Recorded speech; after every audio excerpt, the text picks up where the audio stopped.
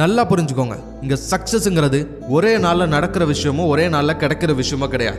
நான் ஒரு நாள் சந்தோஷமா இருப்பேன், ஒரு நாள் நான் நிம்மதியா இருப்பேன், ஒரு நாள் நான் நினைச்ச லைஃப் ஸ்டைல வாழுவேன், ஒரு நாள் நான் நினைச்ச வேலையில இருப்பேன் அப்படின்னு ஏதோ ஒரு நாளுக்காக நீங்க வெயிட் பண்ணிக்கிட்டு இருக்காதீங்க.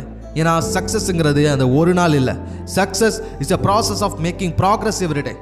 அதாவது தினமும் நீங்க முன்னேறணும், தினமும் உங்களோட கோலை நோக்கி ஒரு அடி எடுத்து வைக்கணும்.